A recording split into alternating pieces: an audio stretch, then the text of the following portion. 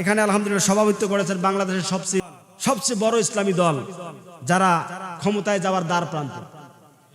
জনগণ চাচ্ছে সব দল দেখা শেষ, যারাই আসছে আর গেছে 54 বছর শুধু লুটপাট করছে, ঠিক কিনা?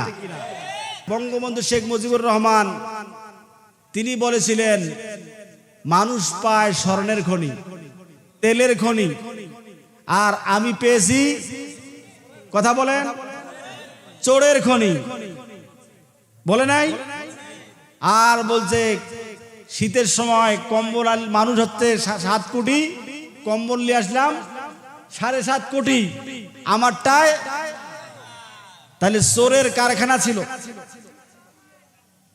বাকশাল কায়েম করেছিল, অপকর্ম করেছিল, অপকর্মের ধারা অব্যাহত ছিল। যারা এই পরবর্তীতে এই 54 বছর আমাদেরকে শাসন করেছেন, তারা প্রত্যেকেই আমাদেরকে কি শুধু মূলে দেখাইছে, ঠিক কিনা?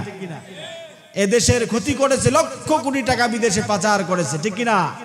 এই জন্য জনগণ বলতেছে সব ঘোড়ার ডিম দেখা শেষ, আগামীতে কোরআনের বাংলাদেশ। মানুষ উন্মুক্ত হয়ে আছে, আর যারা মোষে তেল মাখতেছে যে আমরা ক্ষমতায় মনে হয় গেছি নাকি দেখা যাবে কি, কথা বলেন? জনগণ দেখে দিবে। পেশি শক্তি দিয়ে টিকে থাকা যায় না, আদর্শ দিয়ে লড়তে হয়, ঠিক কিনা? আগামীর দেশ কোরআনের দেশ। নেতা ঠিক, দেশ ঠিক, নেতা বদ, দেশ ধ্বংস, ঠিক কিনা? তার বাস্তব উদাহরণ আমরা দেখি নাই? এই জন্য নেতাদেরকে বেশি বেশি কোরআনের মাহফিলে থাকা দরকার, ঠিক কিনা? কোরআন বেশি বেশি পড়ার দরকার, ঠিক কিনা?